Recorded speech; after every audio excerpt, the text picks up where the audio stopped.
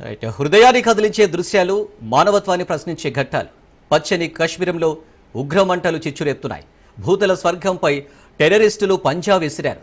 పర్యాటకుల గుండెల్లో తుపాకీ తూటాలు పేల్చారు. ఉగ్రదాడిలో 28 మంది మృతి చెందారు.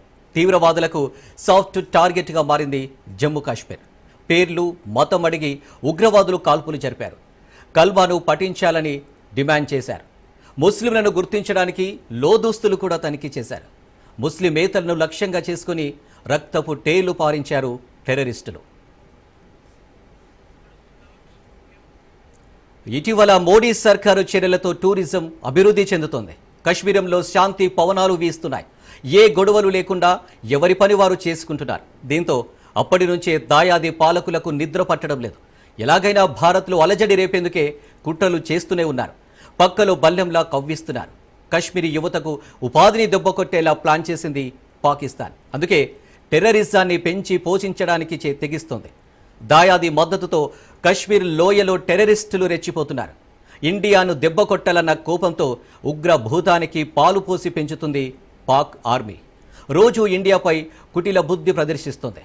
ఆ దేశ ఆర్మీ చీఫ్ చేసిన వ్యాఖ్యలే అందుకు నిదర్శనం.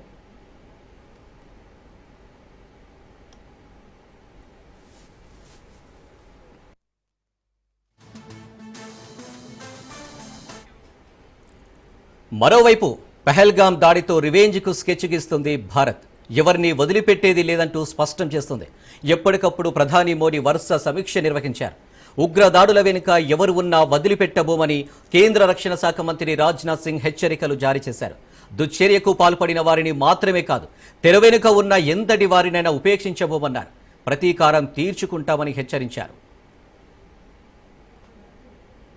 सोर्सेस के साथ हमने एक नई शुरुआत भी की है। न जाने कितनी कठिनाइयां हम सबको झेलनी पड़ी हैं, लेकिन उन तमाम समस्याओं को झेलने के बाद भी हमारी एयरफोर्स कहीं रुकी नहीं, कहीं थमी नहीं, बल्कि लगातार और सशक्त होती चली गई। इसमें नए नए मजबूत विंग्स जुड़ते गए। 1965 की जंग हो, 1975 की जंग हो, गोवा लिबरेशन ऑपरेशन या फिर 1999 की कारगिल वार हो, ऐसे अनेक मौके आए हैं जहां इंडियन फोर्स एक डिसाइसिव फैक्टर के रूप में उभरी है। आज स्थिति यह है कि हम दुनिया की सबसे ताकतवर फोर्सों में से एक हैं। आज हमारी एयरफोर्स बेहद मजबूती के साथ हमारे नेशनल सिक्योरिटी के लिए एक स्ट्रांग पिलर के रूप में काम कर रही है। साथियों, यह कहने की आवश्यकता नहीं है। नेशनल सिक्योरिटी किसी भी देश के लिए सबसे महत्वपूर्ण यह मुद्दा हुआ करता है। कोई भी राष्ट्र तभी विकास कर पाता है जब उसकी सीमाएं सुरक्षित और जब वह आंतरिक रूप से सिक्योर हो। और मुझे इस बात की प्रसन्नता है कि नेशनल सिक्योरिटी को इन्हांस करने की दिशा में मुझे भी कुछ न कुछ अपना योगदान करने का अवसर मिला है। पहले गृह मंत्री के रूप में और अब रक्षा मंत्री के रूप में मेरा प्रयास रहा है कि भारत की सुरक्षा व्यवस्था को लगातार सुदृढ़ रखा जाए। यह विषय हमेशा मेरे मन के करीब रहा है। अपने इस प्रयास के दौरान मेरी अपनी एक समझ बनी। नेशनल सिक्योरिटी को लेकर मेरा खुद का एक अलग विजन बना है और अपनी उस समझ और विजन के आधार पर मैंने बहुत सी बातें सीखी भी हैं यहाँ 11 वर्षों और अब उन्हीं को आधार बनाकर मैं अपनी तरफ से कुछ बातें आपके सामने भी यहाँ रखना चाहूंगा। आज कंटेम्प्रेरी वर्ल्ड में हो रहे दो प्रमुख चेंजेस पर मैं आपसे खास बातचीत करना चाहूंगा। इन दोनों चेंजेस ने आज विश्व को एक ऐसे डायनेमिक और अनसर्टेन दौर में लाकर खड़ा कर दिया है जो पहले कभी नहीं। पहला मुद्दा है कि दुनिया भर में जियो पॉलिटिक्स और जियो स्ट्रेटेजिक तरीके से जो बदलाव आ रहे हैं और जिस तरह से पावर इक्वेशन में परिवर्तन हो रहे हैं वो हमारे सिक्योरिटी पर्सपेक्टिव को किस प्रकार प्रभावित करते हैं, उन्हें हमें किस तरह से देखना चाहिए। और दूसरा मुद्दा यह है टेक्नोलॉजी के क्षेत्र में हो रहा ट्रांसफॉर्मेशन हम पर किस तरह से असर डाल रहा है। मैं पहले मुद्दे से अपनी बात की शुरुआत यहाँ करना चाहूंगा।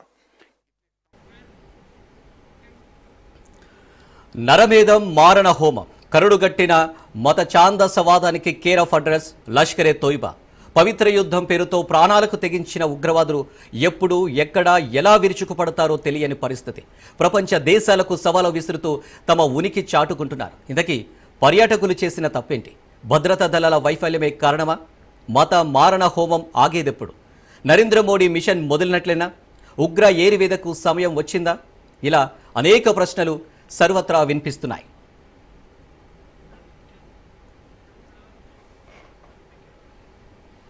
కరుడుగట్టిన మతోన్మాదం, అంతులేని పగ, ప్రతీకారాలే టెర్రరిస్ట్ ఆవిర్భావానికి దారితీశాయి. ఏదో ఒక చోట నిత్యం ఉగ్రవాదులు కుట్రలకు పాల్పడుతూనే ఉన్నారు. టెర్రరిస్టులకు మంచి లేదు, మానవత్వం లేదు.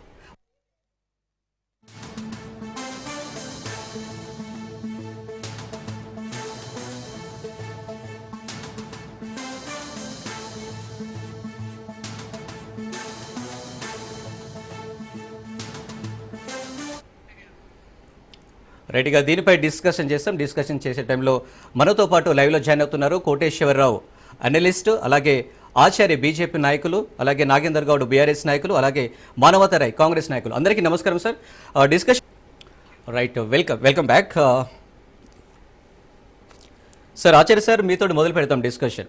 సార్, 6 ఏళ్ల కిందట పుల్వామా, ఇప్పుడు పహల్గామ్, రెండు తీవ్రవాద ఘటనలతో దేశం చాలా నష్టపోయింది. ఎన్నో పరిణామాలు అయితే జరిగాయి. అయితే ఆ దాడులను ఆపలేకపోయాం, ఇప్పుడు నిన్న జరిగిన దాడులు కూడా ఆపలేకపోయాం. అంటే లోపం ఎక్కడుంది సార్? శాపం ఎవరికి? ఇప్పుడు ప్యానల్ ఉన్నటువంటి పెద్దలందరికీ, మీకు అందరికి కూడా ఈ విషాదకర సంఘటనని మనం ఎవరి మీదనో నెపాన్ని నెట్టేసి ఏదైతే ఈ జరిగినటువంటి సంఘటన, ఈ 2 సంఘటనలు జరిగినవి, లేకపోతే ఎవరు ఫెయిల్యూర్ అయినరు ఏంది అనేటువంటిది కాకుండా, మొదటగా ఈ దాడుల్లో చనిపోయినటువంటి ఆయా కుటుంబాలు, ఎవరైతే చనిపోయారో ఆ వ్యక్తుల కుటుంబాలకు, వాళ్ళ యొక్క కొంతమంది క్షతగాత్రులై ఉండి హాస్పిటల్లో చికిత్స పొందుతున్నటువంటి వాళ్ళకు, ఇవాళ ఈ దేశమే కాదు ప్రపంచం అంతా కూడా, అన్ని దేశాల అందరూ కూడా ఈ సంఘటనను ఖండిస్తూ ఈ టెర్రరిజం మీద ఒక నిర్ణయాన్ని తీసుకోవాలి, ఒక కఠిన చర్యలు తీసుకోవాలని చెప్పి కూడా భావిస్తున్నటువంటి ఈ తరుణంలో, ఏదైతే గతంలో జరిగిన దాడి కావచ్చు, ఇప్పుడు జరిగిన కావచ్చు, ఎప్పుడు జరిగిన దాడులైనా ఇవి మానవత్వానికి విరోధమైనటువంటి విధంగా ఇవాళ ఈ రకమైనటువంటి దాడులు, దీన్ని మన అందరం కూడా ఖండియాల్సినటువంటి అవసరం ఉంది. ముఖ్యంగా అంటే మాటలు చెప్పలేనటువంటి పరిస్థితులల్లా ఇవాళ ప్రశాంతంగా ఉన్నటువంటి కాశ్మీర్లో మళ్ళీ ప్రజలు, అక్కడ ఉన్నటువంటి ప్రజలు తమ వ్యాపారాలు చేసుకొని,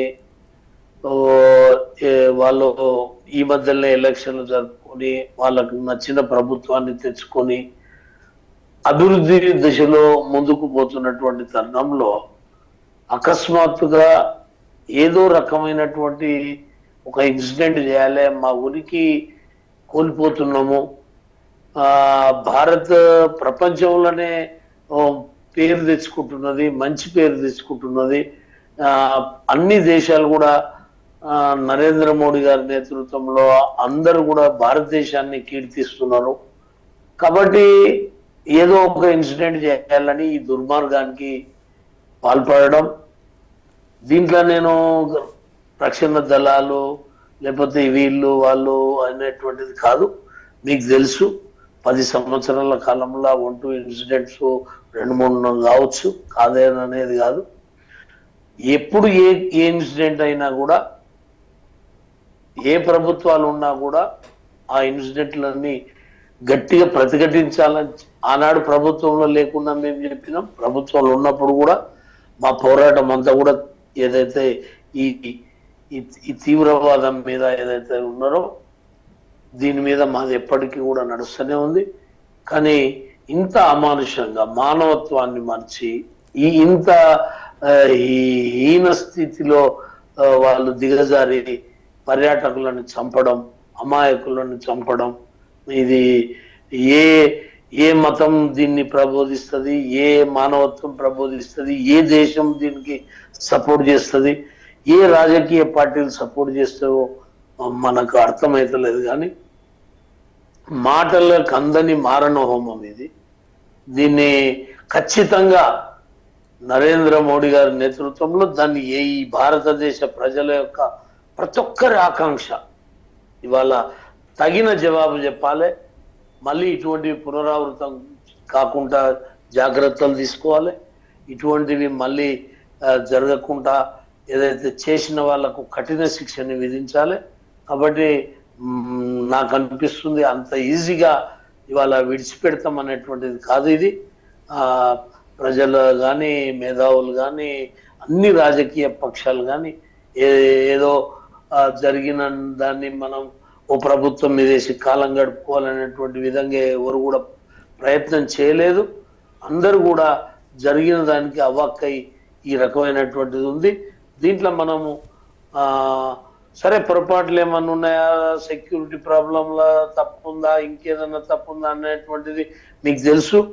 సుప్రీంకోర్టు కూడా తీర్పు ఇచ్చింది. ఇమీడియట్లీ ఎన్నికలు జరపాలి, ప్రజాస్వామ్యంగా పోవాలంటే కేంద్ర ప్రభుత్వం. Sir next Manohar right sir, మీరు ఎలా చూస్తారు సార్ నిన్న జరిగిన దాడికి సంబంధించింది కావచ్చు? ఎందుకంటే ఉన్మాదులు చిన్న పెద్ద పట్టించుకోరు, అలాగే ఆడమగ కూడా పట్టించుకోరు. కానీ నిన్న జరిగిన దాడిలో మాత్రం అయితే అటు ఆడవాళ్ళను ఇటు చిన్న వాళ్ళని మాత్రం వదిలిపెట్టి మిగతా వాళ్ళని చంపేయడం మన దేశాన్ని ఎలాంటి పరిస్థితిలోకి తీసుకెళ్ళింది అనుకోవచ్చు? చాలా దురదృష్టకరమైనటువంటి సంఘటన, చాలా దుర్మార్గమైనటువంటి ఉగ్రవాదుల యొక్క పిరికి పంద చేతి. కాబట్టి దేశం మొత్తం కూడా ఆ ఉగ్రవాదుల్ని అంతం చేసేందుకు ప్రజలందరూ కూడా చనిపోయిన కుటుంబాలకు సానుభూతి చెప్తున్నారు. కాంగ్రెస్ ప్రభుత్వం కూడా అందరం కలిసి, అన్ని పార్టీలు కలిసి ఉగ్రవాదుల్ని అంతం చేయడంలో సమూలంగా కూకటి వేళ్లతో ఏరివేసేందుకు అందరం కూడా కలిసి పనిచేయాల్సిన అవసరం ఉంది.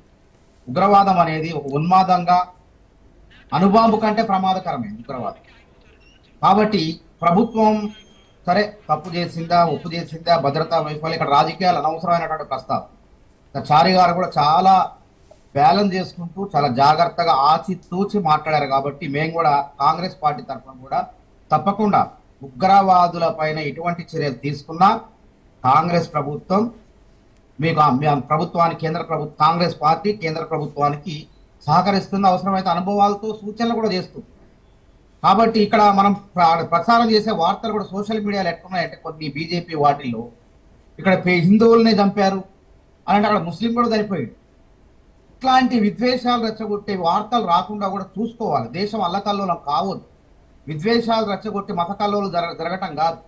దేశంలో ఇప్పుడు ఎట్లయితుందంటే ఉగ్రవాదులు పాకిస్తాన్ వాళ్ళే, అందులో అనుమానమే లేదు. కానీ దేశంలో ముస్లింలు అందరూ కూడా శత్రువులు, ముస్లిం అందరూ కూడా ఉగ్రవాదులు అనే విధంగా చిత్రీకరించొద్దు అనేది నా అభిప్రాయం. దేశ స్వతంత్రం కోసం పోరాడిన వాళ్ళు ఉన్నారు, హిందువుల్లో చెడ్డవాళ్ళు ఉన్నారు, హిందువుల్లో మంచి వాళ్ళు ఉన్నారు, ముస్లింలో చెడ్డవాళ్ళు ఉన్నారు, ముస్లింలో మంచి వాళ్ళు ఉన్నారు. మనం చెడ్డని వేరువేద్దాం, ఉగ్రవాదాన్ని తరిమి కొడదాం, మంచిని బతికిద్దాం, భారతదేశాన్ని కాపాడుకుందాం. అదే విధంగా ఒక పక్కన కర్రెవాగ్ గుట్ట ఇక్కడ జరుగుతున్న దృష్టి అంతా కూడా ఇటు మొత్తం ఈ పక్క దృష్టి పెట్టేసరికి ఇదంత ప్రమాదకరం కాదు నక్సలిజం అనేది. అంతకన్నా ఉగ్రవాదం అనేది దేశ సరిహద్దులు దాటి దేశ అస్తిత్వానికే ప్రమాదం ఏర్పడే అవకాశం. కాబట్టి భారత ప్రభుత్వం కూడా, మోడీ ప్రభుత్వం కూడా, ఎందుకంటే కొన్ని నేనంటే మేజర్ బక్షి గారు అన్నారు, ఏమన్నారు, మాజీ మేజర్ గారు, మాజీ మేజర్ గారు, ఒక సైనిక వివిధ దళాలకు అధిపతిగా పనిచేసిన ఆయన ఏమన్నారంటే, కేంద్ర ప్రభుత్వం పిసినారితనంగా ఉండొద్దు, సైనిక బలగాలను ఎప్పటికప్పుడు లోపాలు తగ్గిపోతే అప్పటికప్పుడు నియామకాలు జరపాల. 1,80,000 మంది సైనిక బలాలు తక్కువయ్యారు, నియామకాలు జరుపుకున్నట్లయితే పర్యవేక్షణ ఉండేదే, ఈ విధంగా అమాయకుల ప్రాణాలు పోయినట్టుండేవి కాదని చెప్పి వారు మాట్లాడుతున్నది. కాంగ్రెస్ పార్టీ కాదు, దయచేసి అర్థం చేసుకోండి, ఇక్కడ నేను విమర్శించట్లేదు. కాబట్టి ఇట్లాంటి ముష్కర్లను ఏరివేసే పనిలో సైనిక బలగాల అవసరం ఉంది. కాబట్టి సైనిక బలగాలను కూడా అప్రమత్తం చేయండి, కొత్త నియామకాలు చేపట్టాల్సిందిగా కేంద్ర ప్రభుత్వాన్ని చెప్తారు. నక్సలైట్లు సరే వాళ్ళ తర్వాత పని, ఫస్ట్ మనకు బలగాలు లేనప్పుడు ఇటు చూడండి. ఈరోజు మన దృష్టి మొత్తం ఇటు పెట్టేసరికి అటు నుంచి వచ్చి చొరబాటుదారులు చొరబడేసి అమాయకుల ప్రాణాలు పొట్టన పెట్టుకోవడం జరిగింది. కాబట్టి సత్వరమే దీనికి ప్రతీకారంగా వెంటనే మెరుపు వేగంతో పాకిస్తాన్ ముష్కర్లు ఎవరైతే ఉన్నారో వాళ్ళని పట్టుకొని వాళ్ళని కఠినంగా చట్ట ప్రకారం శిక్షించే విధంగా మనం భారత ప్రభుత్వం వ్యవహరిస్తే కాంగ్రెస్ పార్టీ కూడా తప్పకుండా సహకరిస్తామని చెప్పి సందర్భంగా తెలియజేస్తాం. రైట్ నాగేందర్ సార్, మీ విషయానికి వస్తే, మీ దగ్గరకు వస్తే, ప్రతి అంశంలోనూ రాజకీయం, ప్రతి విషయంలోనూ రాజకీయం. తుమ్మితే మోదీ, మత కల్లాలు జరిగితే మోదీ, ఇంకా ఏదైనా అద్భుతం జరిగితే కూడా మోదీ అంటున్నారు. ఇది ఒక వర్గం ఎక్కువ హైప్ క్రియేట్ చేయడం వల్ల సమస్యలు కొత్తగా వస్తున్నాయి అనుకోవచ్చా? ముందుగా ప్యానల్లో ఉన్న మిత్రులకు మీకు నమస్కారాలు. అయితే నిన్న ఏదైతే మంగళవారం మధ్యాహ్నం సుమారు 2:30 జరిగిన పరిస్థితి చూస్తే దక్షిణ కాశ్మీర్ కొండల్లా పహల్గాల్ జిల్లాలో అయితే జరిగిన ఇన్సిడెంట్ మీద నిజంగా కూడా మానవత్వం ఉన్న ప్రతి ఒక్కరు కూడా బాధపడే ఇన్సిడెంటే. మేము ఆ మృతుల కుటుంబాలకు కానీ మృతి చెందిన వ్యక్తులకు ప్రగాఢ సంతాపం మా పార్టీ తరఫున తెలుపుతా ఉన్నాం. అదేవిధంగా క్షతగాత్రులు ఎవరైతే హాస్పిటల్ మయమైందో వాళ్ళందరూ కూడా సత్వరం కోరుకోవాలని భగవంతుని ప్రార్థిస్తా ఉన్నాం. అయితే దురదృష్టకరం ఏంటంటే ఈ ప్రజాస్వామ్య వ్యవస్థ లోపల ప్రతిదిని కూడా రాజకీయ కోణంలో చూడటం, జరిగిన పాపం చూస్తే ఉగ్రవాదులు వాళ్ళు మానవత్వం ఉన్న వ్యక్తులు అనుకోను నేను. ఎందుకంటే వాళ్ళు ఏ పాపం చేసిందండి? వాళ్ళు వెళ్ళి అక్కడ యాత్రకు వెళ్ళినప్పుడు ఒక భగవంతుని నమ్ముకొని అక్కడికి వెళ్ళినప్పుడు, లేకుంటే ఏ అన్యం పుణ్యం ఎరగని వ్యక్తులు, ఏ పాపం చేయని వ్యక్తులు అక్కడికి వెళ్ళినప్పుడు మరలా ఏంటంటే ఈ దేశమంతా కూడా ప్రపంచమంతా కూడా ఇదే తీరుగా వాళ్ళను ఒక మతము వాళ్ళ అన్నట్లు అంటగట్టి ఆ విధంగా ఉగ్రవాదులు ఏదైతే చేయడం జరిగిందో అది దుశ్చర్యను ప్రతి ఒక్కరం కూడా ఖండించాల్సిందే. అక్కడ రాష్ట్రంలో ఉన్న ముఖ్యమంత్రి గారు కానీ, భారతదేశాన్ని పరిపాలన చేస్తున్న మోడీ గారి ప్రభుత్వం కానీ సీరియస్గా యాక్షన్ తీసుకోవాల్సిన అవసరం ఉన్నది. అంతే తీరుగా మనం అందరం కూడా వాళ్ళకు అండగా ఉండాల్సిన అవసరం ఉన్నది. ఈ సమయంలో రాజకీయాలు మాట్లాడుకోవడం కరెక్ట్ కాదు. ప్రజల ప్రాణాలు పోతున్నాయి, అమాయకులు బలైపోతున్నారు.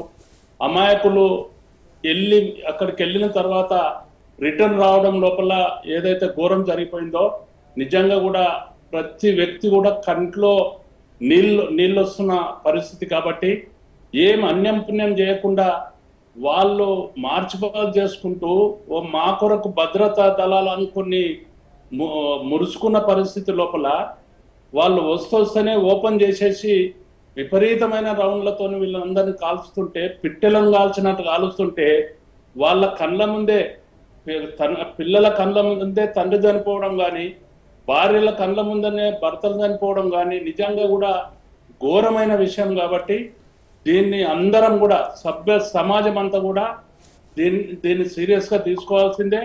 అందరం కూడా మనతోని అయినంత వరకు మేరకు డెఫినెట్గా దీన్ని ఖండించాల్సిందే. దీనికి మద్దతు తీసుకుంటున్న ప్రభుత్వాలు ఏదైతే సత్వరం బాధ్యతలో ఉన్న ప్రభుత్వాలు ఉన్నాయో వాళ్ళు చర్యలు తీసుకోవాల్సిన అవసరం ఉన్నది. ముందు ఇట్లాంటి జరగకుండా మనం అరికట్టాల్సిన అవసరం ఉన్నది అనేది నా యొక్క అభిప్రాయం. Right sir. కోటేశ్వర సార్, ఇప్పుడు చూసేసరి టెక్నాలజీ వచ్చేసింది, భూమి నుంచి ఆకాశం నుంచి దగ్గర చేసే పరిస్థితులు కూడా వచ్చాయి. ఇలాంటి తరుణంలో నిన్న జరిగిన 2:30 ప్రాంతంలో దాడి జరిగితే సౌదీ నుంచి మోదీ అమిత్ షాకి కాల్ చేస్తే ఈవినింగ్ 7:30కి అమిత్ షా గారు ఒకరే చనిపోయినట్టు వార్తలు వచ్చినాయి. ఆ తర్వాత కానీ 26 లేదా 27 మంది చనిపోయారని వార్త అయితే రాలేదు. అంటే ఎందుకు ఈ దాడిని దాచిపెట్టాలనుకున్నారు? ఇది ముందే ప్రభుత్వానికి తెలుసు. ఎలా చూస్తారు సార్ మీరు? ఇప్పుడు మీరే అన్నారు ఎందుకు దాచిపెట్టాలనుకున్నారు అనేది. ఎందుకు దాచిపెట్టాలనుకున్నారో, ఎందుకు దాచిపెట్టారో ప్రభుత్వ పెద్దలే చెప్పాలి అంటే ఇది రాజకీయం చేస్తున్నారని ఎవరన్నా అంటే చేయగలిగింది ఏమీ లేదు. అందుకని ఎందుకని ఇదే ప్రశ్న దేశం మొత్తం ప్రశ్నిస్తూ ఉంది. ఎందుకని దాచిపెట్టారు? ఒకటి, ఎక్కడ వైఫల్యం? భద్రతా దళాల గూఢచారులు ఏమయ్యారు? లేదా మన James Bond Ajit Doval team ఏమైంది? ఎందుకు అంటే ఏప్రిల్లో మేము దాడి చేస్తాము, ఏదో మారణకాండ చేస్తామనేటువంటి ప్రకటనలు ఫిబ్రవరిలోనే వెల్లడైతే కొద్ది రోజుల ముందు పాకిస్తాన్ సైనిక అధికారులు ఇష్టం వచ్చినట్టు మాట్లాడుతూ ఉంటే, కనీసం సరే మీరేమో భద్రతా చర్యలు తీసుకోలేదు, అవసరం లేదు, అంతా బాగుంది, ఆల్ ఈజ్ వెల్ అని చెప్పేసి ప్రచారం చేస్తున్నారు. ఓకే, కనీసం ఈ విధమైనటువంటి హెచ్చరికలు వచ్చినటువంటి నేపథ్యంలో మరి అమాయకులైనటువంటి పర్యాటకులకు ఏమన్నా హెచ్చరిక చేసిన పాపాన్ని ఏమన్నా పోయారా? కనీసం మీరు భద్రతా చర్యలు ఎలాగో తీసుకోలేదు. ఎందుకంటే అక్కడ అంత తీరిగ్గా వాళ్ళు అందరినీ పరిశీలించి అది చేసి ఇది చేసి అలా కాల్చి చంపుతూ ఉంటే మరి ఆ పరిసర ప్రాంతాల్లో ఒక్క భద్రతా దళ సిబ్బంది కానీ ఎవరు లేరంటే ఏమిటి అనేటువంటి ప్రశ్నకి ఎవరు సమాధానం చెప్పాలి? రాజకీయాలు చేయొద్దు, లేకపోతే ఇంకోళ్ళని ఏమి అనొద్దు, ఎవరిని ఏమి అనొద్దు అయితే మరి ఎందుకు పైన అధికారంలో ఉన్న వాళ్ళు ఎందుకు, వాళ్ళ బాధ్యత ఏమిటి అనేటువంటి ప్రశ్న వస్తుంది. రెండోది, మీరు మొదట చెప్పారు పుల్వామా గురించి ఎత్తారు. పుల్వామా దాడి ఎట్లా జరిగింది, దానిలో మన భద్రతా వైఫల్యం ఏమిటి, గూఢచారి దళాల వైఫల్యం ఏమిటి, ఎట్లా జరిగిందనేటువంటిది ఇప్పటికీ 6 సంవత్సరాలు అయిపోయింది కదా, ఇప్పటికి ఎవరైనా చెప్పారా దేశానికి? ఎట్లా నమ్మాలి వీళ్ళ ప్రకటనల్ని, వీళ్ళ అష్యూరెన్స్లని అనేటువంటి ప్రశ్న ఇవాళ తలెత్తాం. పుల్వామా దాడి గురించి ఇంతవరకు ఏ ఫలానా వైఫల్యం జరిగింది, ఫలానా దగ్గర లోపం జరిగిందని ఇంతవరకు ఏం చెప్పలేదు దేశానికి. దాన్ని కూడా మూసిపెట్టారు. మీరు అన్నట్టుగా ఇప్పుడు నిన్న అంత జరిగితే ఈ మృతులను కూడా మూసిపెట్టారు అనేటువంటిది స్పష్టంగా కనిపిస్తా ఉంది. ఎందుకు మూసిపెట్టారు ఏమిటి అనేటువంటిది ప్రభుత్వ పెద్దలే నోరు విప్పాలి. మరి కనీసం ఇప్పుడైనా నరేంద్ర మోడీ గారు నోరు విప్పుతారా? మామూలుగా అయితే విప్పరైనా ఇప్పుడైనా విప్పుతారా లేదనేటువంటిది ప్రశ్న. సరే చూద్దాం ఏం చెప్తారు ఏమిటనేటువంటి. ఇక్కడ నా అభిప్రాయం ప్రకారం ఎక్కడ లోపం జరిగిందంటే భద్రతా దళాలు లేదా గూఢచారి మొత్తం కూడా గతంలో చెప్పింది ఏమిటి, ఆర్టికల్ 370 ఉన్న కారణంగా భద్రతా దళాలకు అసలు అధికారమే లేదు, అక్కడ వాళ్ళు ఏ పని చేయడానికి వీలు లేదు అని చెప్పి ప్రచారం చేసినటువంటి వాళ్ళు. మరి భద్రతా దళాలు పూర్తి అధికారంలోనే ఉన్నాయి. ఇప్పటికీ కాశ్మీరు కేంద్ర పాలిత ప్రాంతంగానే ఉంది. మొత్తం సర్వాధికారాలు వాళ్ళకే ఉన్నాయి. 5 ఏళ్ల పాటు అక్కడ ప్రభుత్వమే లేదు. నిన్నగాక మొన్న రాష్ట్ర ప్రభుత్వం ఏర్పడింది, దానికి ఉన్నటువంటి అధికారాలు కూడా పరిమితం. మరి ఎట్లా జరిగిందంటే ఏమి మాట్లాడద్దు, ఏమి ప్రశ్నించవద్దు, రాజకీయాలు చేయొద్దు, రాజకీయాల ప్రశ్నలు వద్దు అని అంటే ఎవరు చనిపోయినటువంటి ప్రాణాలని ఎవరు తీసుకొస్తారు, ఏమిటి భద్రత ఏమిటి అనేటువంటిది ప్రశ్న. Welcome back sir. Acharya sir, మీ దగ్గరకు వస్తున్నాను. ఎప్పుడైనా ఉగ్రవాదానికి ఉన్మాదానికి మతం ఉంటుందా సార్?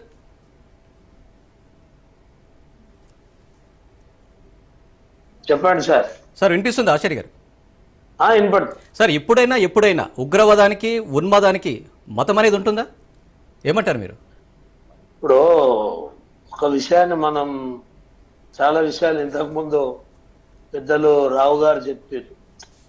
వారు బాధతోటి జరిగిన సంఘటన, 5 ఏళ్ల కింద ఒకసారి జరిగిన సంఘటన, మళ్ళీ ఇప్పుడు జరిగిన సంఘటన, ఈ 10 సంవత్సరాలల్లా ఈ 2 ఇన్సిడెంట్లు జరిగినాయి. వారు మేధావులు, వారు ఆలోచన చేసే మాట్లాడతారని నేను అనుకుంటున్నా. బాధల ఏమన్నా మాట్లాడవచ్చు మనందరం. మేము గవర్నమెంట్ లేకున్నా మేము కూడా ప్రాణాలు పోయినప్పుడు ఎవరమైనా మాట్లాడతాం. అయితే మీరు అడిగిన ప్రశ్న ఏంటంటే తీవ్రవాదానికి మతం ఉంటుందా అంటే, ఇప్పుడు ఖలిస్తాన్ ఉద్యమం మొదలైంది. ఏ ప్రాతిపదికన మొదలైంది? దానికి ఒక మతంలో ఉన్నటువంటి వ్యక్తులు కొంతమంది ప్రత్యేక ఖలిస్తాన్ కావాలని మత ప్రాతిపదికనే వాళ్ళు స్టార్ట్ చేశారు. ఇప్పుడు ఇది కూడా అందరూ ముస్లింలందరూ ఏదైతే తీవ్రవాదులు అనేటువంటిది కాదు. ముస్లిం తీవ్రవాదం, ముస్లింలకి పోయి పుట్టినటువంటిది ఈ తీవ్రవాదం. అదొక మన దేశంలో లేదు, ప్రపంచంలో చాలా దేశాలలో వికృత రూపాలు ధరించి ఏమేమి జరుగుతున్నాయి, ఎట్లా ఊచకోతకు వస్తున్నారు, గొంతులను కోస్తున్నారు, సిరియా లాంటి దేశాలలో మనం చూస్తుంటాం. నేను ఏమంటున్నానంటే, జరిగిన సంఘటనని డిస్కషన్ చేయడము, దాని మీద డిసెక్షన్ చేయడం అనేది ఒకటి ఉంటే, మొత్తం ఇవాళ మీరు వేసిన ప్రశ్న ఈ ప్రపంచంలోనే మతంని అడ్డం పెట్టుకుని మారణ హోమం చేసుకుంటూ ఇవాళ తీవ్రవాదం అంటే ఇవాళ ఎట్లుంటుందంటే, ఇప్పుడు ఇంతకుముందు మానవతరావు గారు చెప్పిండ్రు, దీనికంటే పెద్ద నక్సలిజం మీద ఇప్పుడు అవసరం లేదు, ఈ ఫస్ట్ ఇట్లాంటిది చేపట్టాం. ఓకే, మేము కాదంటలే. ఇప్పుడు నక్సలిజం అనేది కూడా ఒక 3 నెలల కింద 2 నెలల కింద ఓ 20-25 మంది కానిస్టేబుల్ని బాంబ్ బ్లాస్ట్ చేసి చంపేసి. ఇప్పుడు నేను అనేది ఏంటంటే అదేదో మంచిది ఇదేదో చెడ్డది కాదు. ఏ వ్యక్తిని కూడా చంపడం అనేది, చంపనీకి ప్రోద్బలం చేయడం అనేది, ప్రేరణ చేయడం అనేది ఈ ఈ యొక్క ఆయుధాలని పెట్టుకుని పోయేటువంటి ప్రయత్నం ఏది కూడా ఉండదు. అయితే ఇవాళ ఏమైపోయిందంటే చాలా రోజుల నుంచి కూడా ఇవాళ చేసిన ప్రతి వ్యక్తి, ఇవాళ పాకిస్తాన్కి వెళ్ళి ఏ వ్యక్తి వచ్చినా ఏ మతం వాళ్ళు వస్తారు, అక్కడికి వెళ్ళి ఆడ కూడా హిందువులు ఉన్నారు కదా, వాళ్ళు రారు కదా ఇక్కడికి వచ్చి, వాళ్ళు ఈ పని చేయరు కదా. అక్కడికి వెళ్ళి వచ్చేది ఎవరు? ఇక్కడ వచ్చినాక ఆశ్రయం ఇచ్చేది ఎవరు? ఉండొచ్చు కొంతమంది డబ్బులకు, ఏ మతం వాళ్ళైనా సపోర్ట్ చేయొచ్చు. ఇవాళ ఇక్కడున్న వాళ్ళు కూడా వాళ్ళు మొత్తం ప్రపంచం అంతా మన మతమే ఉంటే బాగుంటుందని కొంతమందికి నేర్పినప్పుడు ఇలాంటి దానికి సపోర్ట్ ఇవ్వచ్చు, నేను కాదంటలే. కానీ మేధావులు కూడా చాలా లోతుగా అధ్యయనం చేయాల్సి వస్తుంది. ఇటువంటి వాటి మీద ఏమన్నా ఎక్కువ యాక్షన్ తీసుకుంటే మానవ హక్కులు, సుప్రీంకోర్టు, ఇంకా ఇతరత్ర ఉన్నాయి. ఇంతకుముందు పెద్దలు రావు గారు మాట్లాడేటప్పుడు ఏమన్నాడంటే మొత్తం నిపాని ఫోర్సెస్ మీద వారు మాట్లాడడం జరిగింది. నేను అక్కడ ఎన్నికలు కూడా జరిగినాయి, ప్రజాస్వామ్య ప్రభుత్వం వచ్చింది. ప్రజాస్వామ్య ప్రభుత్వంలో ప్రజలు ఎవరి పని వాళ్ళు చేసుకుంటున్నారు. గతంలో కన్నా ఇవాళ ఇన్సిడెంట్స్ లేవు అక్కడ. ఈ బయటికి వెళ్ళి పాకిస్తాన్కి వెళ్ళి కుట్రలు మంది వచ్చిన వాళ్ళు దొంగచాటుగా ఏడవ చంపుతారు ఏందనేది తెలియదు. ఇదంతా ఈ పర్యాటక కేంద్రాలు ఎట్లుంటాయి, ఏడోలో ఒక రూమ్ 4-10 రూములు ఉంటాయి, అక్కడ కూడా పోయి పర్యాటకులు అక్కడ ఉండి ఎంజాయ్ చేస్తుంటారు. వాళ్ళని టార్గెట్ చేసుకొని చంపనీకి వచ్చినప్పుడు మనం దాన్ని భద్రతా దళాల లోపము, భద్రతా వ్యవహారము, కేంద్ర ప్రభుత్వము, ఇక్కడ రాష్ట్రంలో ఎవరు చచ్చిపోయినా రాష్ట్ర ప్రభుత్వము అనేది ఇలా అది కామన్. ఇప్పుడు ఎట్లయిపోయిందంటే కేసీఆర్ గవర్నమెంట్ ఉంటే మేము అనడం, కాంగ్రెస్ అనడం, మా గవర్నమెంట్ ఉంటే వాళ్ళు అనడం, ఇది ఒకరిని వాస్తవమైనటువంటి చర్చ జరగాలి. దీనికి కారణం ఏంది? ఇవాళ కాదు, ఇది దేశ విభజన అప్పుడు కూడా ఇంతకంటే కొన్ని వేల మందిని ఊచకోత చేసి అక్కడికి వెళ్ళి పాకిస్తాన్కి వెళ్ళి పంపించారు, మన దేశంకి వెళ్ళి పంపలేదు, అది గుర్తుంచుకోవాలి. అక్కడికి వెళ్ళి కొన్ని వేల మందిని చంపి ట్రైన్లలో రిటర్న్ పంపించారు. ఎప్పుడు అది 1947. అప్పటికి బీజేపీ బుట్టలే, ఆర్ఎస్ఎస్ లేదు, అప్పుడు ఎవరు లేడు. ఎవరు లేకున్నా కూడా ఈ ఘటనలన్నీ జరిగినాయి. కొద్దిగా మనం ఈ దీని మీద ఏదో కొద్దిగా మనం మానవత్వంతో మనం ఒక మేధావి లేక మాట్లాడినంత మాత్రాన కాదు. ఇది మేధావి దీనికి పరిష్కారం అనేది చూపించాలి, ప్రభుత్వం మీద ఒత్తిడి తీసుకురావాలి, ప్రయత్నం చేయాలి. దానికి అందరూ ఇప్పుడు, ఎందుకంటే నిజంగా ఇలా ప్రపంచ దేశాల ప్రధానులు కూడా దీన్ని అంత ఈజీగా ఆచార్య సార్ మీరు లైన్లో ఉండండి. మనవతరే సార్, మన ఆచార్య మాటలు అయితే మీరు విన్నారు. అంటే ఎక్కడ జరిగినా మమ్మల్ని అనడం, రాష్ట్రంలో కానీ దేశంలో కానీ ఎక్కడ జరిగినా మమ్మల్ని అనడం, ప్రభుత్వాన్ని అనడం అది కరెక్ట్ కాదని ఆచార్య గారి మాటలు అంటారు. మీరు ఎలా చూసారు సార్? అధికారంలో ఉండే వాళ్లకు బాధ్యత, అంటే నేను మళ్ళీ రాజకీయం నేను కరెక్ట్ కాదని అనలేదు సార్. మీరు అతనికి ఎందుకు చెప్తారు? ఆయన విన్నారు కదా, నేను కరెక్ట్ కాదు అనలేదు. మళ్ళీ మీరేదో మా ఇద్దరి మధ్యలో ఈ సంఘటన లేదు సార్, మీరు అన్న మాటలతోటే మానవత సార్ ఏమంటారు వింటారని. అంటే దేశంలో ఎక్కడ జరిగిన మా ప్రభుత్వాన్ని అనడం అనేది కరెక్ట్ కాదని మీరు చెప్పుకొచ్చిన వాదన. ఒక్క నిమిషం ఆచార్య, మనోజ్ సార్ చెప్పండి సార్. పైన విమర్శలు వస్తాయి, వాటిని సద్విమర్శలుగా తీసుకొని మళ్ళీ పునరావృతం కాకుండా, ఇట్లాంటి సంఘటనలు పునరావృతం కాకుండా చూసుకోవాలి. ఇందాక వారు మన విశ్లేషకులు మాట్లాడిన దాంట్లో కొన్ని ఉన్నాయి. కాకపోతే ఏంటంటే ఇక మనం రాజకీయాలు ఎందుకు, చనిపోయిన దగ్గర రాజకీయాలు ఎందుకు? దీని ఒక శాంతి స్థాపన జరగాలి, వాళ్ళని ఎదుర్కోవాలని ఆలోచన మాటలు కొన్ని సంఘటనలు. చారి గారి కూడా నేను మరి సందర్భంగా కాంగ్రెస్ పార్టీ నాయకుడు నేను గుర్తు చేయదలుచు. 2019లో పుల్వామా ఘటన జరిగినప్పుడు దాదాపు ఆ సిఆర్పిఎఫ్ బలగాలు ఆ ఎన్నికల విధుల కోసమో దేనికో మేము హెలికాప్టర్లు కావాలని అడిగారు. హెలికాప్టర్లు కావాలని అడిగితే కేంద్రం రక్షణ శాఖ వాళ్ళు నిరాకరించారు.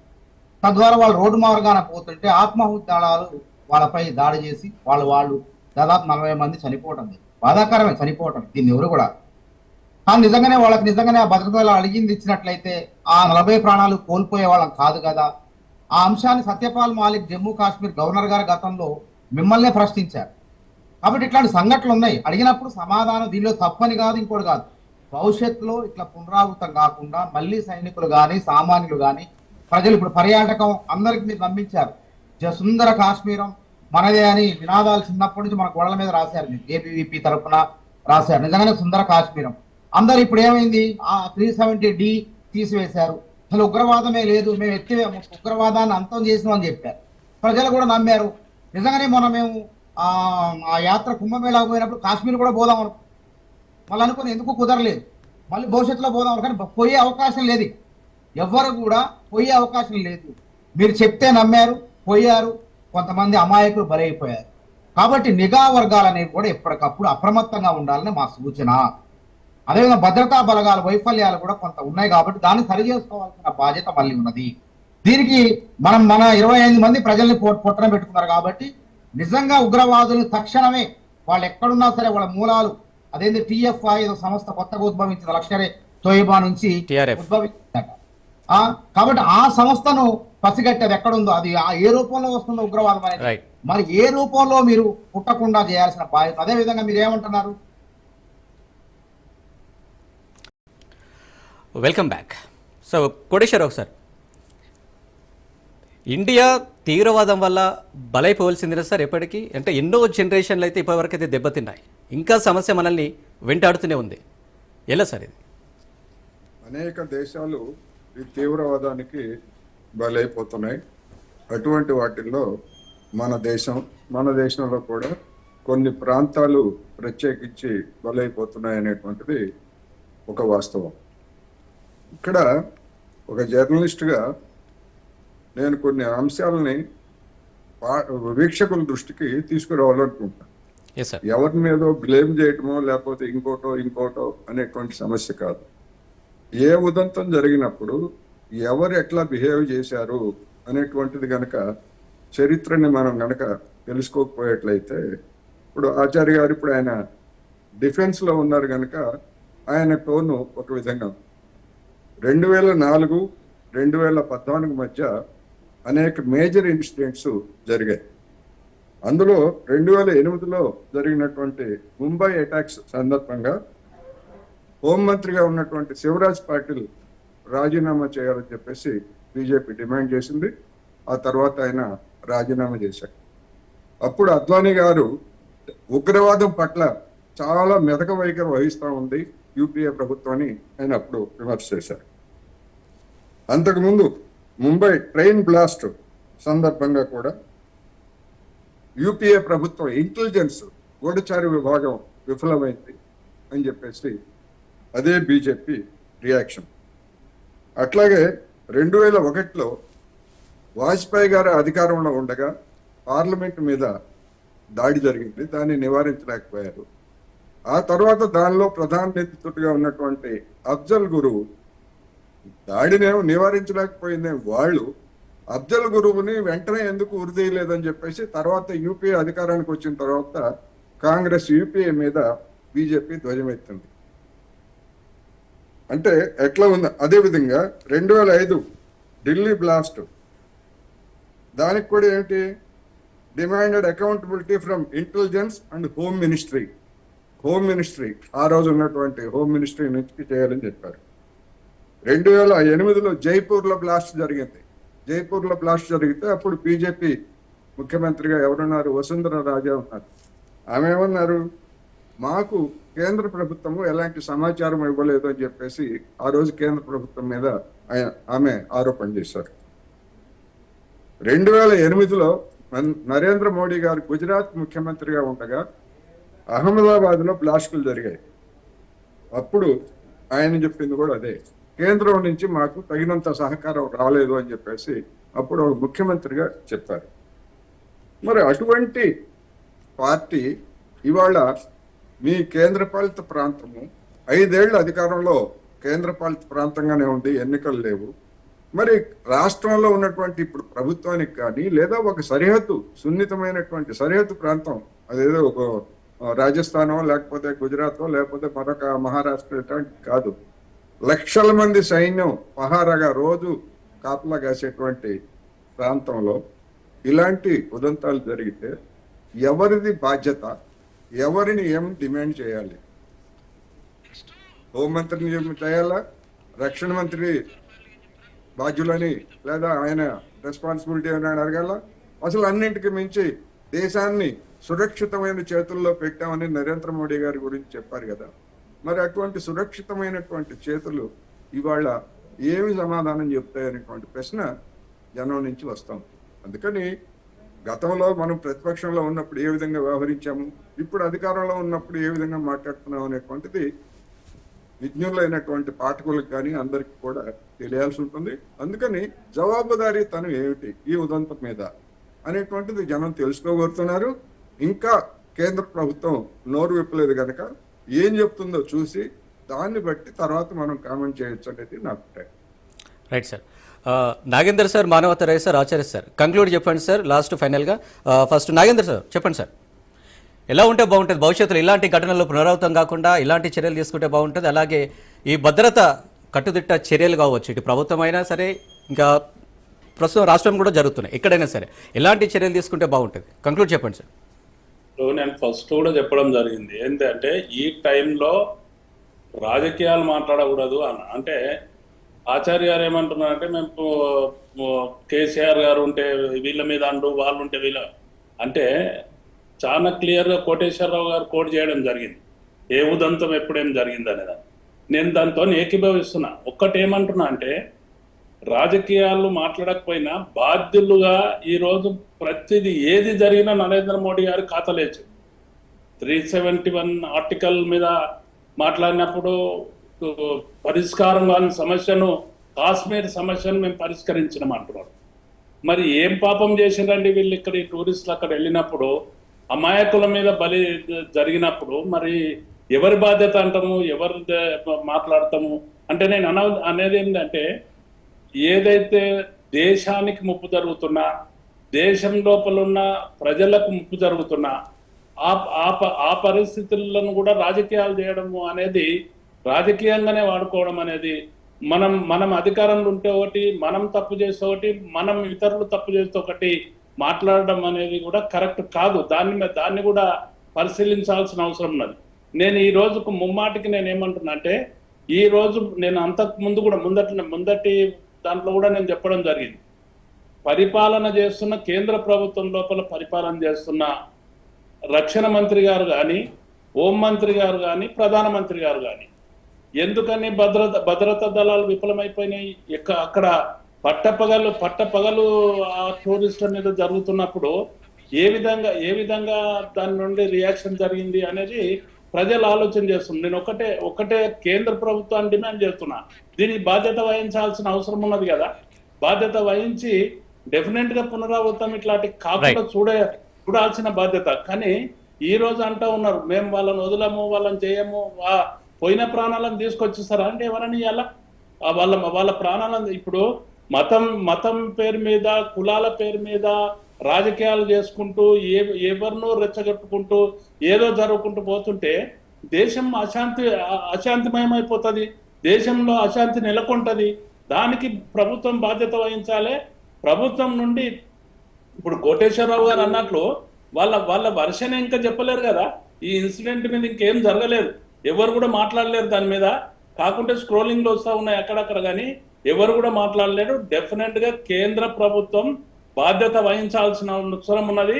మంచైనా చెడైనా నరేంద్ర మోడీ గారి ప్రభుత్వం బాధ్యత వహించాలి. రైట్. మనోదరాయ్ సార్ మీరు చెప్పండి. ఏదైనా నక్సలిజం కానీ ఒక దానికి పరిష్కారం చూపాలి. ఇప్పుడు మనం ఏరివేసిన అంటాం, ఏరివేస్తే మళ్ళీ ముట్టదా? ముట్టకుండా సామాజిక పరమైనటువంటి పరిష్కారాలు ప్రభుత్వాలు చూపాలి. ఇప్పుడు ఒక గుట్టను మొత్తం చుట్టుముట్టి 3000 మంది నక్సలైట్లకు పటాపట మనం కాల్ చేస్తున్నాం, కానీ అరెస్ట్ చేయండి, వాళ్ళు అరెస్ట్ చేసి జైల్లో పెట్టండి, వాళ్ళ ఆయుధాలు తీసుకోండి. తీసుకున్న తర్వాత ఎందుకు ఎక్కడ ప్రారంభమైంది వాళ్ళంతా ఏందనేది దానికి ఒక పరిష్కార మార్గాలు ప్రభుత్వాలు అనేది చూపాలి. అంతేగాని పిట్టలు కాల్చినట్టు మనుషుల్ని వాళ్ళు లొంగిపోయినా సరే, చేతులు ఎత్తివేసినా సరే, యుద్ధ ధర్మాలు మరిచేసి మనం వాళ్ళని పటపట మనం కాల్చడం అనేది అది అప్రజాస్వామికమైనటువంటి చర్య. అదేవిధంగా ఇక్కడ ఉగ్రవాదులు వేరు. ఈ ఉగ్రవాదులు రైట్. నిజంగా వాళ్ళు చొరబాటు సైనికుల దుస్తులో వచ్చారు. మళ్ళీ విచిత్రం ఏంటంటే సైనికుల దుస్తులు ఒక పర్యాటక ప్రాంతంలో మినీ స్విట్జర్లాండ్ గా పిలువబడేటువంటి ఆ ప్రాంతంలో కనీసం ఒక భద్రతా దళాలు లేకుండా ఒక్కళ్ళైనా ఒక గన్ పెట్టి ఎదురు కాల్పులు జరిపినట్లయితే అంత ప్రాణ నష్టం జరిగేది కాదు. కాబట్టి ఆ నిరంతరం సరిహద్దుల్లో నిరంతరం భద్రతా దళాలు గస్తీ ఉండే విధంగా అవసరమైతే అదే అంటున్నా, మేజర్ బక్షి గారు చెప్పిన నిర్ణయాన్ని పాటించండి, సిబ్బందిని నియామకం చేయండి, కొత్త సైనికులు నియామకం చేయండి. ఆ విధంగా పాటిస్తే తర్వాత Right. మూలాలు ఎక్కడ ఉన్నాయో కూడా మనం ఏదో 371 ఎన్నికల బెట్టంలోనే అయిపోయింది అనుకుంటే కాదు. ఎప్పటికప్పుడు నిఘా వ్యవస్థలు ఇది ఎప్పుడు ఏ దారిలో నుంచి వస్తుందో కూడా పసిగట్టి ఎప్పటికప్పుడు సరిహద్దులు ఎమ్మటి పర్యాటకులు వచ్చే వెంట కాపలాగా ఉండి ప్రతి కాల్పులు ఎదురు కాల్పులు జరిగితే ఇంత నష్టం 2-3 జరిగే చనిపోయేవాళ్ళే, లేకపోతే ప్రాణాలతో దక్కేవి. కాబట్టి జాగ్రత్తలు తీసుకోవాలి. ఉగ్రవాదులు ఎవరు జమ్మూ కాశ్మీర్లో వారికి సహాయం చేసే వాళ్ళు ఎవరు, ఎక్కడ ఏంది, మన పిఓకే ఏంది. ఒక పక్క చైనా కవ్విస్తుంది, అరుణాచల్ ప్రదేశ్ లో చాలా చొరబాటు ప్రయత్నాలు చేస్తుంది, ఒక పక్క పాకిస్తాన్. ఈ విధంగా రెండు దిక్కుల పాకిస్తాన్ ఒక పక్క, చైనా ఒక పక్క కవ్వింపు చర్యలకు పాల్పడుతుంటే మన సత్తా ఏందో కూడా మనం వాళ్ళకి తెలపాల్సినటువంటి అవసరం ఉన్నది. అంతేగాని తప్పించుకొని ఏదో రకంగా బయటపడదాం అనేటువంటి ధోరణిలో మనం వ్యవహరించవద్దు. మేము 1971లో పాకిస్తాన్ని యుద్ధం చేసి వాళ్ళని గెలిచి విజయ్ దివస్ పేరుతో ఇప్పుడు కూడా జరుపుకుంటాం. 93,000 మంది పాకిస్తాన్ సైనికులు లొంగిపోయారు. తర్వాత వాళ్ళని సిమ్లా ఒప్పందం ద్వారా వాళ్ళని మళ్ళా పాకిస్తాన్కి అప్పచెప్పడం జరిగింది. కాబట్టి ప్రభుత్వాలు ప్రయోజనాల కోసమో ఎన్నికల ప్రయోజనాల కోసమో యుద్ధాలు కానీ ఇట్లాంటి ఉగ్రవాదులు అనుస్తామనే మాటలు చెప్పడం కాదు, చిత్తశుద్ధితో పనిచేసేసి ప్రజలకు ఒక నమ్మకాన్ని కలిగి, ఇప్పుడు జమ్మూ కాశ్మీర్ పోవటానికి చాలా మంది భయపడతారు పోరికి ఇప్పట్లో. కాబట్టి నమ్మకం కలిగించే విధంగా ప్రభుత్వాలు వ్యవహరించాల్సిందిగా మేము సూచన చేస్తాం. Right sir. Rao sir and Nagender sir and Manavatharai sir డిబేట్లో పాల్గొని చర్చించినందుకు ధన్యవాదాలు సార్. Thank you. రైట్. కరడు గట్టిన మతోన్మాదం, అంతులేని పగ ప్రతీకారాలే టెర్రరిజం ఆవిర్భావానికి దారితీశాయి. ఏదో ఒక చోట నిత్యం ఉగ్రవాదులు కుట్రలకు పాల్పడుతూనే ఉన్నారు. టెర్రరిస్టులకు మంచి లేదు, మానవత్వం లేదు, వాళ్ళకున్నదల్లా నిలువెల్ల విద్వేషమే. ప్రపంచంలో అశాంతి రాజ్యాలన్న రాక్షసత్వమే. అందుకే చిన్నారులని చూడకుండా పసి మనసులున్న కనికరం లేకుండా మానవ భాములుగా మారుస్తున్నారు, మారణ హోమాన్ని సృష్టిస్తున్నారు. ప్రపంచ దేశాలు ఉమ్మడిగా ఉగ్రవాదంపై ఉక్కుపాదం మోపాలి, అప్పుడే విశ్వశాంతి సాధ్యం. ఇది ఇవాల్టి స్పెషల్ డిబేట్. చూస్తూనే ఉండండి రాజ్ న్యూస్.